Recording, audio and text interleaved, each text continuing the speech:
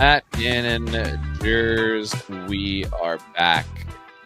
Boots, Innisbrook, Boots, Valspar, Boots, Valspar.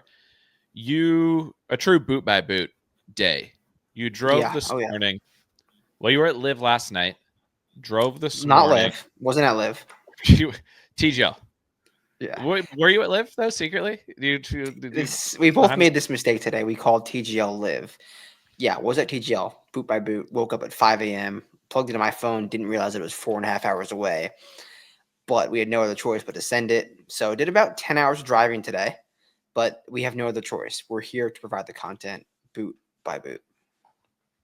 That's what it's all about. And then what's going on tomorrow at TGL? Yeah, so I don't really know exactly the details, but it's called Creator Day. They invited content creators, and luckily I was being a well-behaved boy in the media center, so they let me come. I'm like one of, I think, 2 media people who got the invite, and it's going to be me and like the Grant Horvats of the world. I'm not really sure exactly who's going to be there, but like YouTube creators. Luckily, we have a nice film guy as a part of the Vincerix team. We got brand new mics. We got nice cameras. And we're going to do a nice little YouTube video. So stay on the loop with that coming to Vincerix YouTube show near you. So should be some cool stuff. Are you going to be ripping shots on the sim? Ripping shots on the sim. Yeah. Wow. Okay. A little bit nervous. So you guys definitely, I'm not a good golfer. So you're going to see my swing, going to roast my swing. I want to be roasted. But it should be fun. Like it's going to be a good day. I think it's noon to 3. Not sure who's going to be there, but there could be some cool names. I hope it's just me, honestly, to have the whole place to myself. But yeah, we got a DJI Oslo to film with us. We got a nice camera. We got DJI mics. It's going to be elite production. Wow, that's serious stuff. That's serious stuff. It is.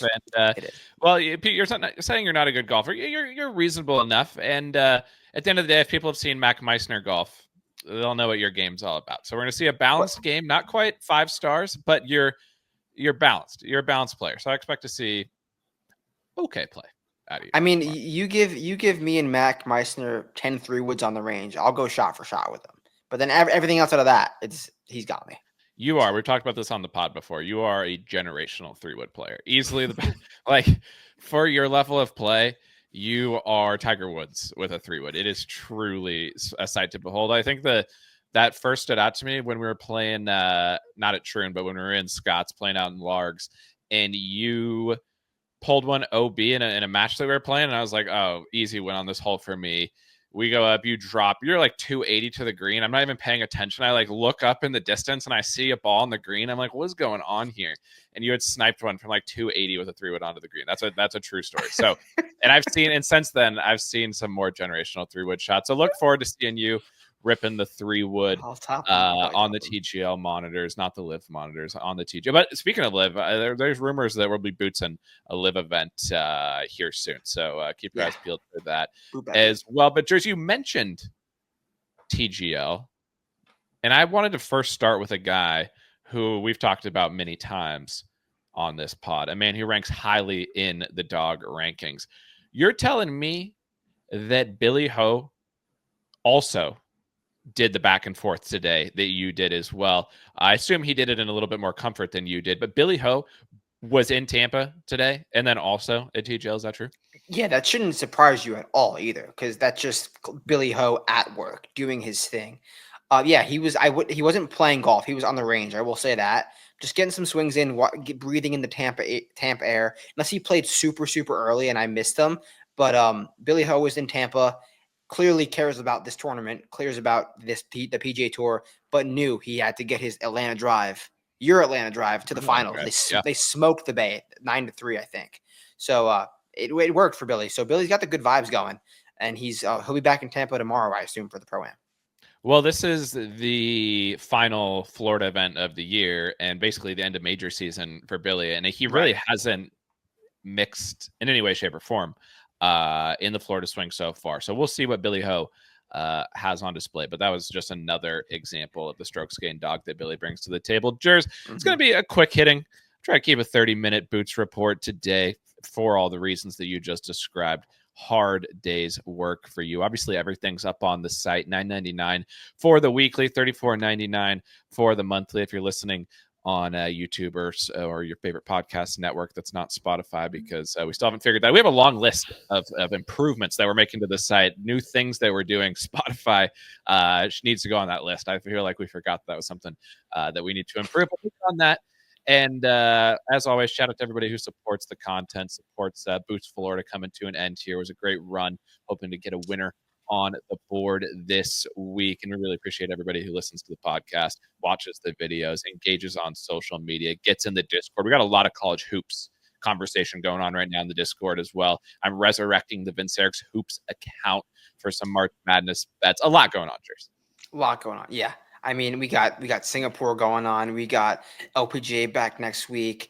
Live back next week, I believe. There's just so much stuff going on outside of just the golf world. So excited for some hoops. I'm going to be definitely taking a look at your stuff because, I mean, who can forget the old Vince Eric's Hoops website was one of the greatest websites. People did call it Hard Nations, and now it's gone. So we're going to be in the Discord talking about some hoops for sure. I feel like we haven't gotten the listeners up to speed with the new descriptions that we've come up with to describe when things are popping off. Obviously, generational everybody knows generational play. You came up last week. We were out at TPC, so obviously striping to a different degree has been a description that we've been using in the Boots Report to describe people who are really hitting it nice. And you come out of the bathroom. We were getting ready to leave on Wednesday. We're like, okay, who else have we haven't seen? We realized we haven't seen Vic. And you just come over to me and you say, if he's degreeing, he's on the card. So that was a new one.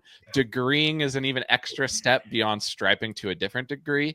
And then obviously there's like feed families, feed nations. Now it's just standalone nations. And if it's really, really good, it's hard nations. So I texted you this morning. I think it was about Shank or somebody. You said they're striping to a different degree, feed family. So there's a lot going on. And I feel like we haven't introduced those terms. So if we just start saying stuff that makes no sense, that's like the glossary of what those things are. We were definitely due for one of those. So that was a great little off little. That was good. I'm glad you did that. Now that people know. But the real ball knowers kind of picked up on it. But if you were kind of confused, now you got some of the terms in your brain now. So that's the best part of something like the baked isco, because I don't think we've ever explained why we came up with the baked isco or where that comes from. But there's still people in the Discord. Shout out to people who bring up the baked isco, because like you said, it doesn't require the glossary, but from time to time it is good to give a quick summary on what these terms mean. Off the P, obviously we had to clean that one up for people so they knew that was not a good thing, hitting it off the planet. But all of that, what we talked about here on the pod, all of that's up in the Boots Report, as always. But where I wanted to start today is I wrote up on the site, crunching the numbers this week, working with Vincent to find out what the keys to the course are. Obviously, we talked about on the last pod too. This is a course where Peter Malnati has won, over CY, Taylor Moore has won here, Sam Burns, Paul Casey, Schwartzel, Spieth, a lot of different names, a lot of different theoretically style of players have played well here. But specifically off the tee, I think is interesting, because if you look at the last 5 winners, here they all were top 20 on the week in driving distance. This is a course where the stats would say driving distance is a key, but then Peter Malnati is not a big hitter by any stretch of the imagination. However, you go back, you watch how he played, you look at some of the stats. Flat ball, Jers. We talked about the flat ball at TPC Sawgrass. The fairways were firm. He was hitting the ground running, and he got into the top 20 of distance this week. Is there a path for a guy like, not Malnati himself, because, maybe Malnati himself, who could get the ball running on these fairways? Is it firm enough for that type of play, or should we be looking at that top 20 distance number and saying we need to be looking for guys who bomb it off the tee this week? What did you see from the fairway conditions? Yeah, I would say there's not a path for that this week. I think it'll play more like a normal Valspar we've seen in the last few years, and it's for a few reasons. One, the fairways were softer than I would have imagined them to be, softer than they were last year for sure. And two, on the holes that are going to be into the wind, the low ball will help, but it's just not going to chase like crazy because you're just going to stop that much quicker into the wind. So combine those two things. I do think the fairways will get firmer as the week goes on, but I don't think this is going to be a week where you're going to live and die with the low runner. I would say the fairway finder is going to be good, just to play in the fairway versus the rough. But you don't want to be like super short off the tee, have the Malnati route. And I think you have to have a little bit of plus distance Like we talked about positional bomber plus. I think being a positional bomber is good here, or more towards positional. I would say 60-40 positional, but you definitely still need to have some distance for sure. And you mentioned a conversation with the great Adam Schenk, former winner, obviously, of this event. Who could forget that? And it's lush. It's a little greener. I think we've seen you've boots every Florida event so far. We've seen it being more lush just at every Florida course so far. And talking about the lack of firmness, a little bit softer, you're seeing the same type of thing out at Innisbrook that we've kind of seen at the other Florida venues so far. Yeah, I mean, you get an El Nino in 2024. It's going to pay dividends in 2025. So these Florida courses have been green throughout the swing, and I definitely noticed that at the Valspar. It's really night and day though with like the rough conditions versus sawgrass. Like sawgrass, they're not missing a blade. Everything is cut the exact same length, and it's much more predictable. Whether like we said last week, and I think this held true. The rough was thick last week, but it was fairly predictable how it would come out. This week, you're going to get boned in some spots. You're going to be fine in some spots. At the end of the day, obviously, you always want to avoid the rough, but it's going to come down to on Sunday. Some guy's going to get a great lie. Some guy's going to get a shit lie, and it could end up being the difference. There's no way to predict how that's going to happen, but it's very spotty. Some spots are going to be matted down, and you're going to be boned elsewhere. So it's not quite sawgrass in terms of conditions. Yeah, and I think we ended up seeing that throughout the week at Sawgrass, where like a guy would hit it into the deep rough, and you would think like, oh, how's he going to get this up near the green or on it? But since it was so consistent, the guys were still able to just knock it up near the green. You're staying a little bit more spotty. This isn't obviously the crown jewel of the PGA Tour in the way that Sawgrass is. Speaking of quickly, we're powering through this pod, so it's not a long one, but we do have to mention. We didn't know who won the player. Well, we did know Jocko won the players, but now we know that Rory won the players. Anything you want to say about Rory? We kind of talked about what it would mean if he won. Honestly, maybe a short course merchant now. Who knows? Any quick thoughts on Rory's win of the players? Yeah, nothing else really to add except like I fully came around and I'm not mad about our report on Rory last week. Just because we were teetering back and forth. Like, should I look myself in the mirror and say I gave Rory a bad report? No, he did not hit the ball well in practice, and he did not really hit the ball too well off the tee at the players. He was otherworldly in the other parts of his game. But if you were out there with us and you saw Rory hitting balls into the water with the driver, you wouldn't have backed him either. Sometimes Boots is great. Sometimes other things happen. Like we always say, another data point. Nine times out of 10 more good than bad. We wouldn't be here if that wasn't the case. So shout out Rory, just in a very impressive win. And I tweeted out he had no better than his B- game, a testament to who he was going against and a testament to how solid of an overall golfer he is. Because if he had his A+ games, he wins that by, I think he maybe beats Wacko by 1. So I think if Rory had his A+ game last week, playoff with Jocko. Okay, fair. Would be my prediction there. But yeah, and I think for me, I don't bet anybody under 20-1 this year. So yeah, no from that perspective, I was indifferent to Rory's performance from a betting perspective because, like I said, I'm aiming down the board this year, sticking to that. But you, you're bringing up the fact that you always consider Rory, and I think you. One thing I was noticing as I was updating the site this week is you had originally had Rory in one of your early leans, so that's what you're saying. That frustration. Yeah, that's why I was a little bit frustrated. Yeah, early in the week because I was gonna go to him and then it didn't work out. But we can move on. It happens.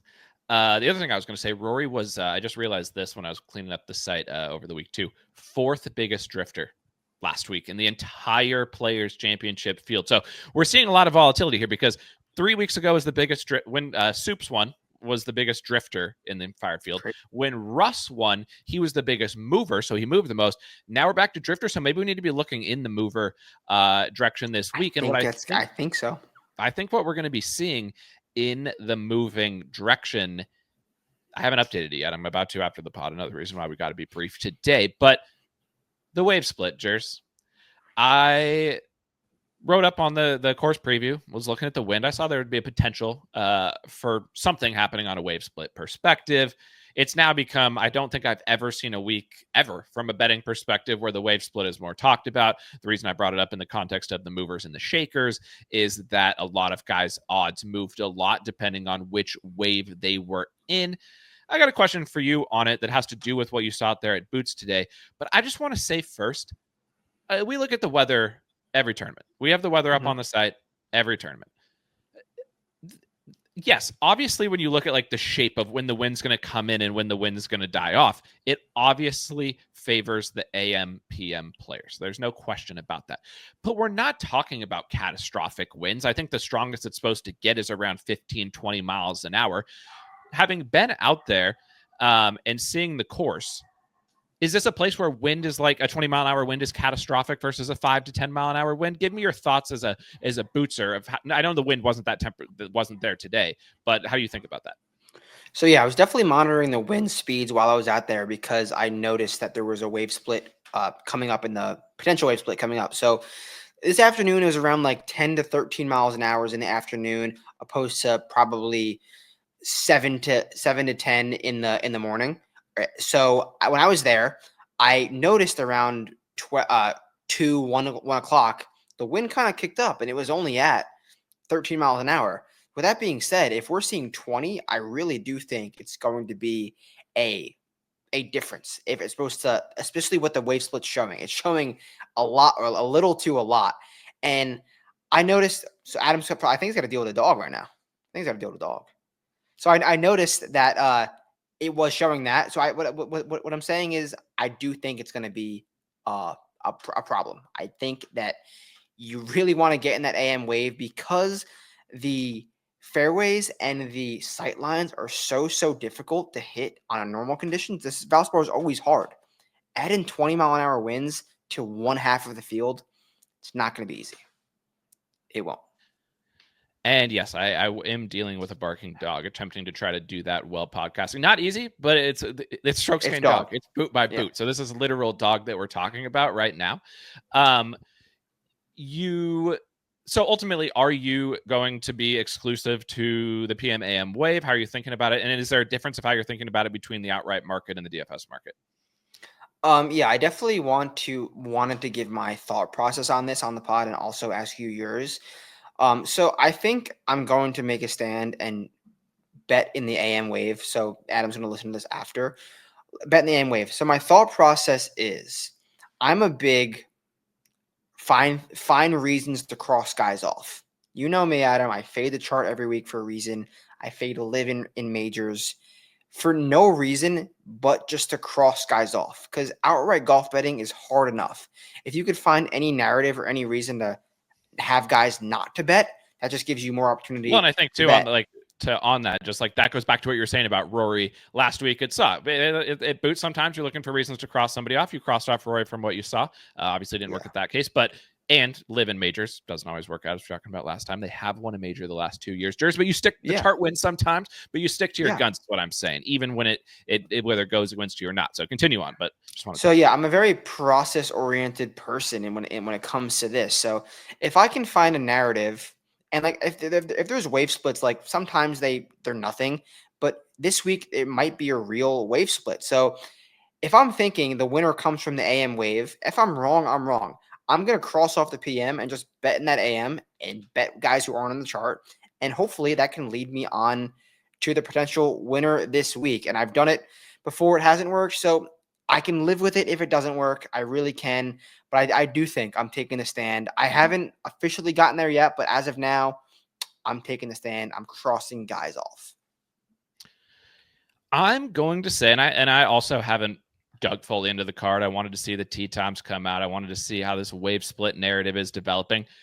I haven't dug in, like I literally just said, but the way the odds have moved to me has just been too extreme. This to me, I see everything also that everybody's seeing, and I agree with it.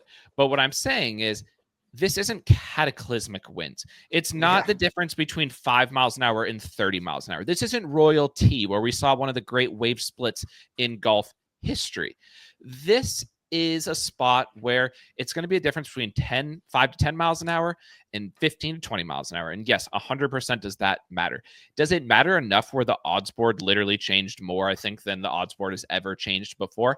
I don't think so. And in the same way that you're talking about your process and where you like to stick by your guns, my process is when something stands out as it went a little too far or people overreacted, in my opinion, a little too much. I think there might be some opportunities there. And I think specifically in the outright market, because I think this is a course in more difficult conditions, a little higher scoring, where you can hang around, you can battle through a cut, make the cut within a couple of shots, and then do some damage over the weekend. So again, haven't put the card together. I'm definitely going to be leaning that way if it comes down to like a coin flip. And I don't think I would necessarily want to go to a guy from the top of the board who's on the wrong side of the wave. I'd rather take some, bullets down the board there and hope that one of them pops. But we'll see. And I just think that like the narrative has become, this is the only way to bet this tournament. And when that starts to be the case, get contrarian. That's kind of interesting to me as well. So with that being said, this is the quintessential 1-1 best odds board of all time for you. So it was, as of the Sunday pod, I said that because the top of the B effectively has no chance, that there's a shit ton of opportunity down the board. I was seeing guys from the 70 and above range. I was like, this is amazing. Again, I haven't dug back in deeply since the reset of the odds board caused by the wind, but 95% chance this is still one of the greatest odds boards of all time. Jers, plenty of opportunities down the B, 35-man card. Get out the spreadsheets, get out the Excel, get out the ROI calculators. Based on what you saw, is there interest in any guys at the top of the board, or are you also going to be looking down the board? I know there has been times where you've put together a 15-man boots card. What are we expecting this week? Yeah, for the people who are listening to that laughing, check the ROI. That's all I got to say. So yeah, I was definitely considering some guys from the top of the board. I mean, you can't argue. I'm not going to do it, but there's not. I don't think there's ever been a better chance for Tommy Fleetwood ahead of the tournament to win a golf tournament. He's in the good wave, the wind, difficult conditions, a golf course that favors his game. He's played well here before, but I think I would live with not being on a 10-1, 12-1 Tommy Fleetwood that ended up coming through. But I will say, and I want to ask you this question. If I can guarantee you Tommy Fleetwood will be within 4 strokes or in the lead going into the weekend, and you're getting a 10-1 on him to pull through, are you taking it? No chance. No. Okay. Tommy could have a 4-shot lead going into the weekend, and I would not take 10-1. Perfect. Okay. That's all I wanted to say, because I do think that will be the case. I think he will be within 4. That's fair. I hear you on that. I think the one bet I would place on Tommy is a first-round leader. I don't know what the odds are, but like you just asked me, would I bet him to win if he was up 2 going into the weekend? No. But could he be up 2 going into the weekend? Yes. That's what I would say. Our man Wrist is developing a round 2 leader card. So he's going all AM, I believe, and because you can get some sweet odds on that. He's one of the sharpest guys in the Discord, in the industry.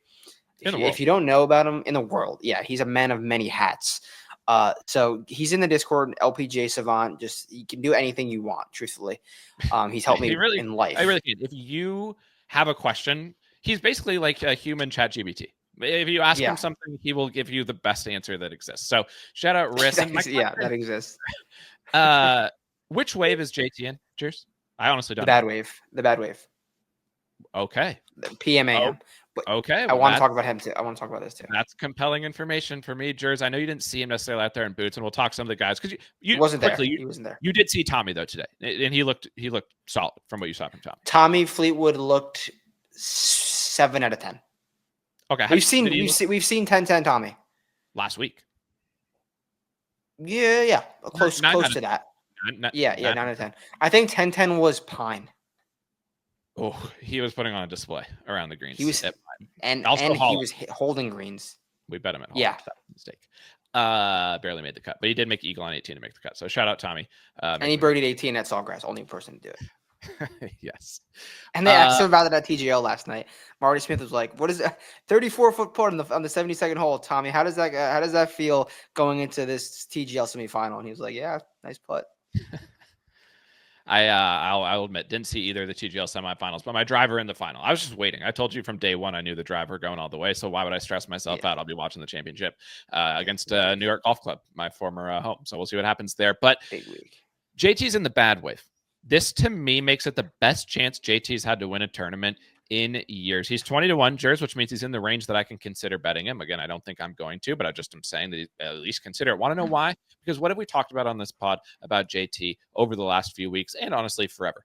The man has too many ideas in his head, too many shots. Dump all the clubs out on the ground. Pick a random one club challenge DP World Tour. Want to know when he plays great?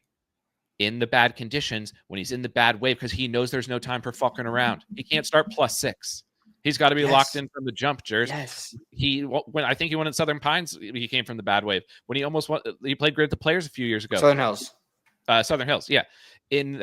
I blocked everything Mito. It's like I just put it off to the side and try to forget all of it. But that to me gives him the best chance he's had in a long time.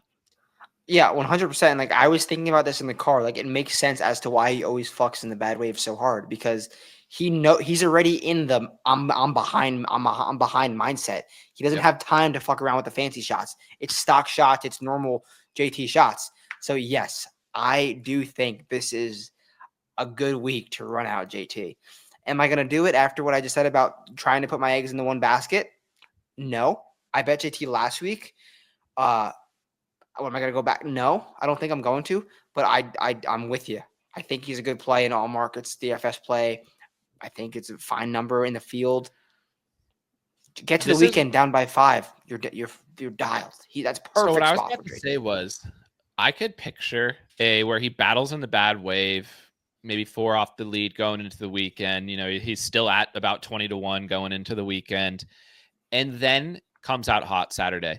Takes the lead after 15 holes, quadruple bogey out of the tournament. So I 16. Think I still think I'm out because even if he did play well in the bad wave, that still means he at some point the bad wave ends and he has to play normal. Now, if he fell so far behind, barely made the cut, and then had to charge the entire weekend, that might be a different story. He had the Joe Bucket 64-64 to win. He could do it. Joey Bucks. We also had a bad boots report on Joey Bucks last week, but we also gave him a shout out for being the PNW representative, and he took that very well. So that was a nice moment. And one who didn't do that last year, Ryan Moore. We've lost all respect for Ryan Moore after what he did last year. Okay, that was a couple things I just want to talk about. Was JTC, which wave he was in? He's 20-1. Who taking the wave out of it? We said this up on the boots report on the site too. Like you're sharing what you saw out there, not necessarily a projection based on which wave they were in. You also don't have time to check the waves when you're out going boots by boots. People were wondering, this would have been generational. People were wondering if you could have got the tee times early, maybe snatched them from somebody, and then the odds changed entirely. That would have been the biggest edge in boots history. That was a missed opportunity. That would have, well, no, they don't exist until like comms announces them in online. Yeah, but there's a moment between when like they're done and the tweet goes out. If you could have gotten in there, intercepted, that would have been generational. Straight into the Discord, get your bets in. Okay. Anytime we're going to be next time there's a potential wave advantage that we know of ahead of time, even if we're not bootsing the tournament, you're going to find a way to get there and get the tee times early. So it's crazy how in the weeds we are. A lot of the guys have had no idea that there was a potential wave split. Really? No clue. Like I was talking to Shank about it.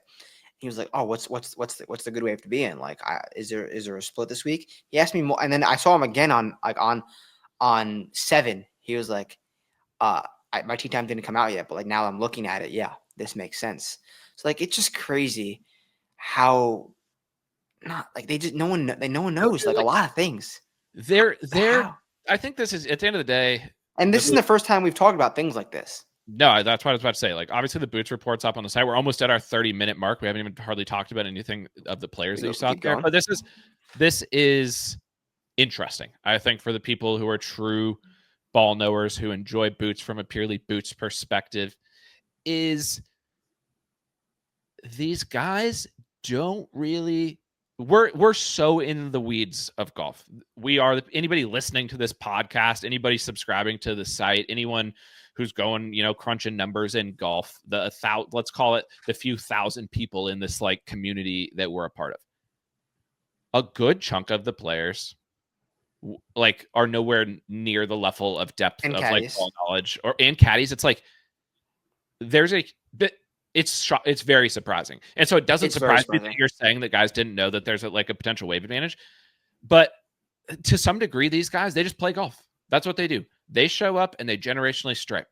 That's what they do. Like they're good. We're good at somewhat good at what we do. You guys betting who are listening, you guys are great at what you do too. The golfers are good at what they do. They hit balls. Yeah. So like, I mean, if they had some edges, if like we could work together, it probably would help them for sure. Like Kessler Crane thinking we're going to get to -9 and win Valhalla. That's not going to work. That's not going to work that week. But John Rahm saying that St. Andrews is going to be the most difficult St. Andrews ever, and it was the lowest scoring Open in the history of the Open. Like some of these guys are hardcore. Patrick Cantlay, a man in the weeds, almost two in the weeds. A guy like Patrick Cantlay, and there's a fine line. Obviously, like it doesn't do the guys any good to be stressed about which wave they're in. You know, at the end of the day, that's not a useful piece of information. But it depends. It depends how you look at it. It depends on the player. Like some player might want to know, and maybe they're going to think about their approach to the week differently and be like, get in a different mindset of okay, I just make the cut and go from there. And then there's other guys who just want to show up, be told on the first tee which club to hit and where to aim, and just let it rip, which I think is interesting. But overall, even taking outside wave split stuff, it's just like our community in some degree knows a lot more about golf than the people we're actually betting on. So in some way, also take that into consideration. If you ever get too upset, it's like calm down. Even the pros aren't even going into this level of detail. Like trust your gut, make a choice. Like you don't need to overdo it. Basically, I think is what I would say there. 100%. Okay, back to what you saw out there. Let's do maybe a guy who it didn't have to be the best stripes that you saw out there. They didn't have to be degreeing necessarily, but someone who you've seen throughout the year, but this was the best that they've looked versus the other versions that you saw of them at Boots so far this year. That's a really good question. I think there's someone that I noted that had that exact write-up, but I'll say I think I remember that too. Hold on, let me look as you. No, I think that was Shank, or maybe it's another guy, but a guy that I'll say that kind of fits that guy that's looked good early on and also looked really good here. Played well here. Adam Hadwin, a guy that's not going to be super long off the tee, but he's not going to be like giga short. Like he'll be okay, like around average, and he'll hit fairways. Looked solid. Stroked in Canada, and he likes it here. I almost stole his parking spot this morning. Quick story about that, because they sent me to the wrong parking lot to pick up the credential, and there was literally no spots. And the past winners had their own spots blocked off. And I was like I had my hazards on, just ran in, ran out, and like just kind of was a little bit ahead of it, blocking it. And then I ran out. I saw Hadwin waiting. I hope he wasn't waiting for that long. And I met him in Hawaii, and he noticed. He was like, "Dude, what are you doing? Stealing my spot?" Just like joking with me. And then I was like, I didn't. They sent me the wrong lot. I fucked up. And so yeah, quick story about Adam Hadwin.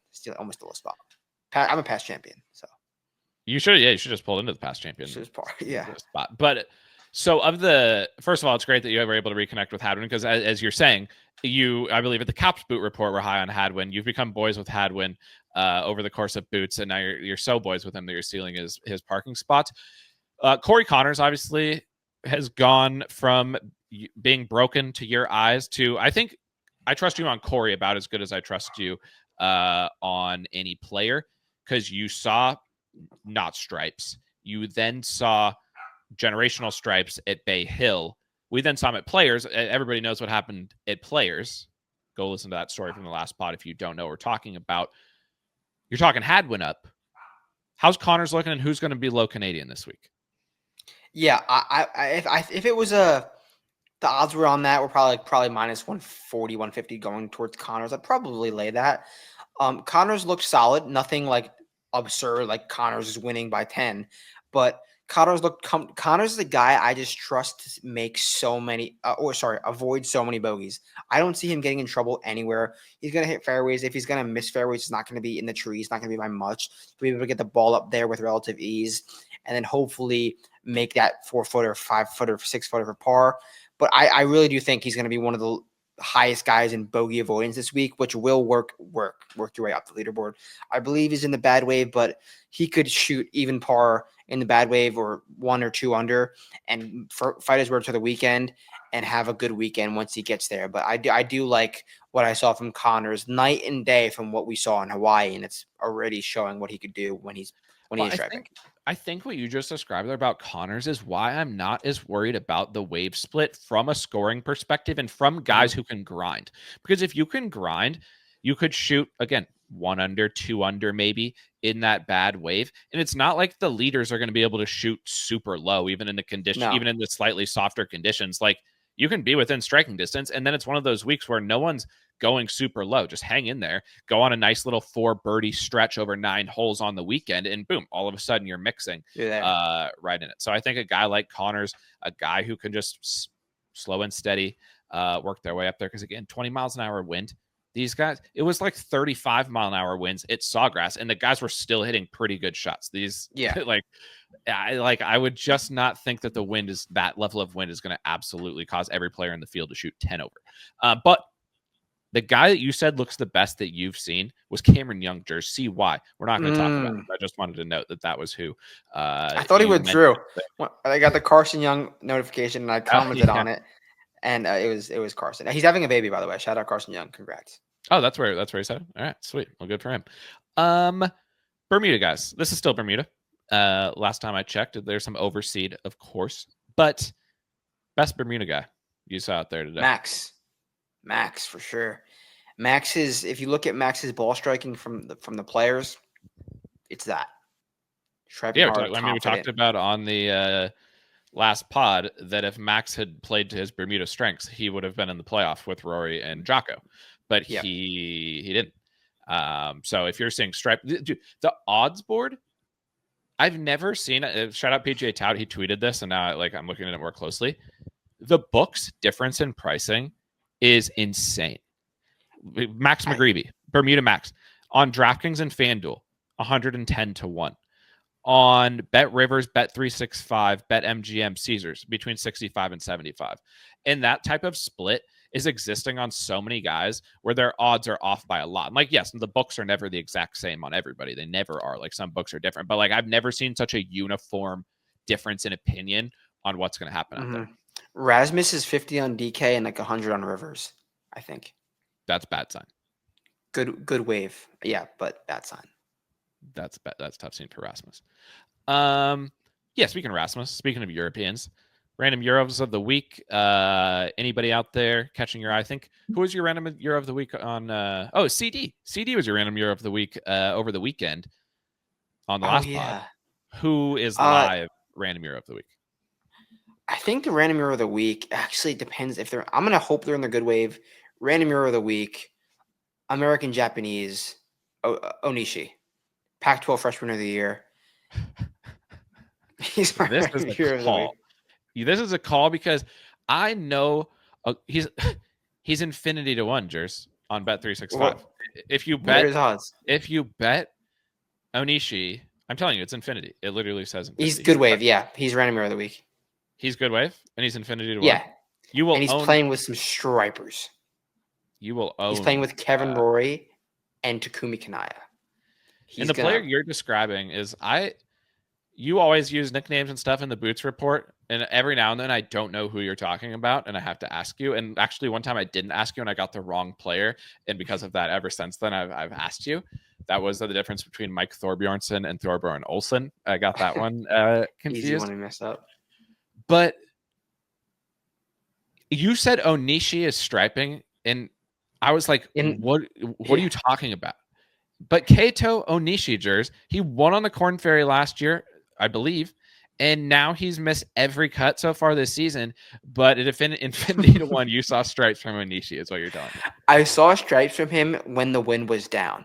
So he's in the good wave, which is why I'm down for it. If he can make this cut at he's probably by 6K, that'd be a Vic for the program. So he honestly, we obviously look at a lot of random tournaments. We look at a lot of DP events, and you see like the Japanese players come play on the DP World Tour a lot. So I'm used to kind of looking and seeing the type of tournaments when a guy's like fucking on the Japan Tour. What tournaments is that like showing up in? Onishi's 26 years old. He was pretty good on the Japan Tour. He was Pac-12 Player of the Year according to you. Freshman, I think. Freshman of the year. He then won on the Corn Ferry. Finished T10, T12, T13. He's not been good on tour, but Infinity to 1. There you go. Random Year of the Week. Kaito Top Onishi. 40. Top 40. Wow. This is something to monitor for sure. Young Guns. I know you saw a couple of Young Guns in the same group. I think you saw some other Young Guns out on the course. The ones you saw in the same group, Clance and Carl, boys. Because you saw them together at PGA Nash, right? Yeah, they're definitely boys for sure.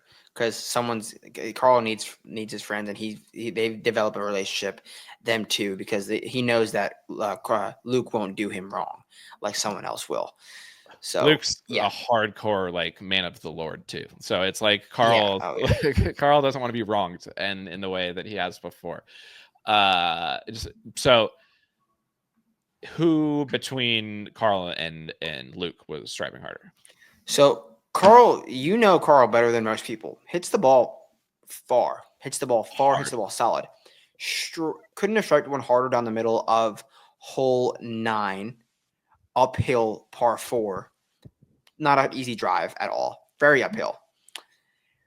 Luke Clance steps up, 15 by him, gives him a little fleck, and he goes like, "Little boy." I was like, "Oh my!" What? And then Carl's like a thick guy. Carl's can move it. Yeah. Clanton looks like a looks like a frat kid. And I was like, I think I texted you something about it, and that's when you might have said Hard Nations. I said Carl you said, and Clanton playing together, generational stripes, and you said Hard Nations. I'm checking the waves. Bad wave for I think. Bad wave for Carl, and Luke is bad. Luke Donald's good though, so I factor that into your model. But Luke Clan's playing with Jesper and Toasty. That is a hilarious group. But I think if we're looking for guys who are top 20 in the field, which is again, I gotta pause it. One of the most generational groups of all time: Bermuda Max, Mike T, and Raz Nearguard Peterson. Ooh. That is future Young Guns. People we love Raz Nearguard Peterson. He's been on the Viking Cup watch list runner up since birth. Like he's my guy, but obviously he's extra my guy because Carl beat him down in Puerto, which I needed. So like that made me like him even more. If he had made 20 birdies in a row and swooped it from Carl, I'd hate him forever, but he didn't. Everybody, like I'm seeing him in like top 10, top 15 rankings, like going crazy. People are so hyped about Nearguard Peterson this week, Jers. What do you think about that? He finished runner up in his last DP World Tour start. I forget where it was. Then he finished runner up in Puerto in his first start.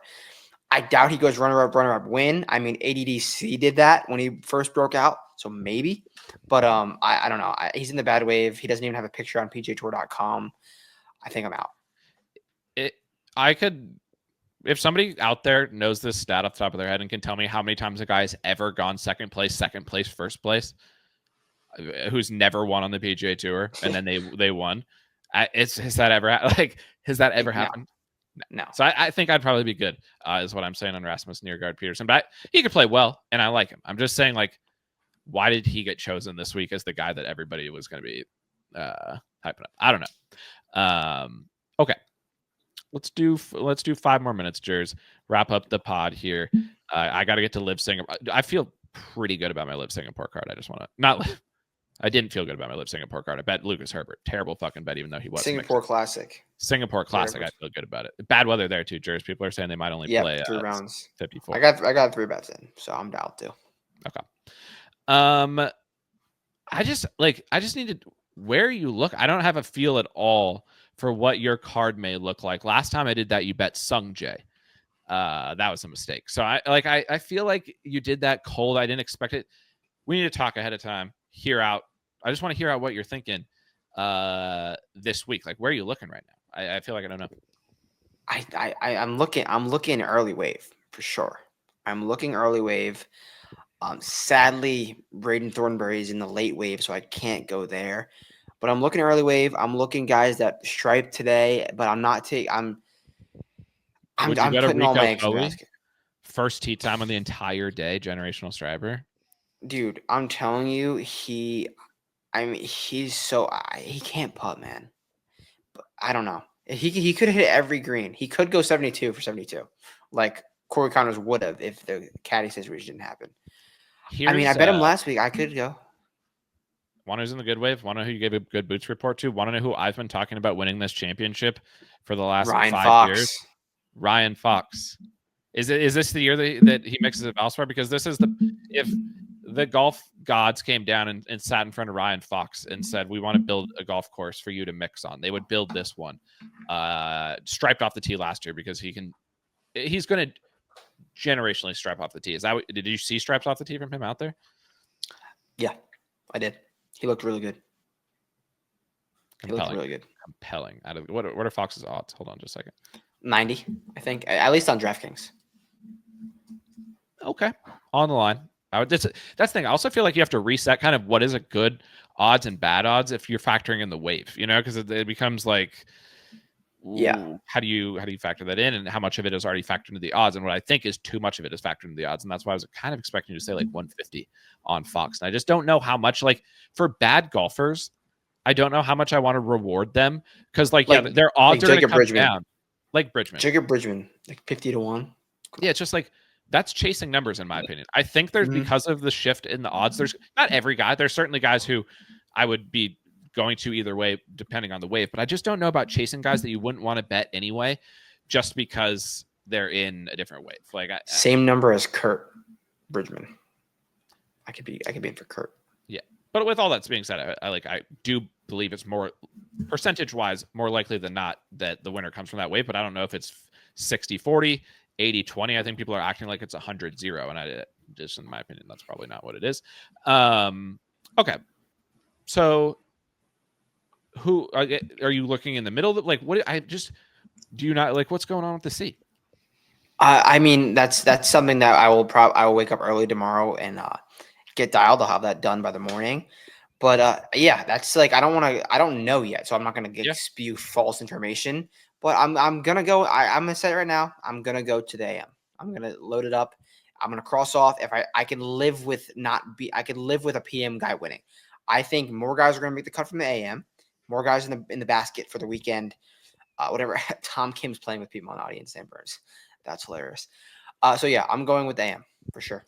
Which wave is Malnati in? That's honestly all that matters. AM. So live fave. Yeah, so you're telling me Malnati is in the good wave, and you Malnati, only can TK and Burns, and you can only win here back to back, as we talked about on the Sunday pod. Oh yeah, dude. It's the stars are already aligning for Malnati. The first thing that he needed to increase his chance of winning is he's still 1,000 to 1 like he was. That's what the last thing I'm gonna check. Dude, Tommy's playing with Billy Horschel. That heavily increases his chances. Thomas Dietrich, Tommy Fleetwood, Billy Horschel. That is a group. We've seen Billy's dog translate to a first-time British winner also. Can't argue facts. I'm just going to leave the people with that. On Bermuda. I'm just going to leave the people with that. On Bermuda, and Sedgefield's one of the top comps this week, Jers. Do with that information what you will. We'll see you over on the site. We'll see you over in the Discord. Thanks for the work, Matt. We appreciate it.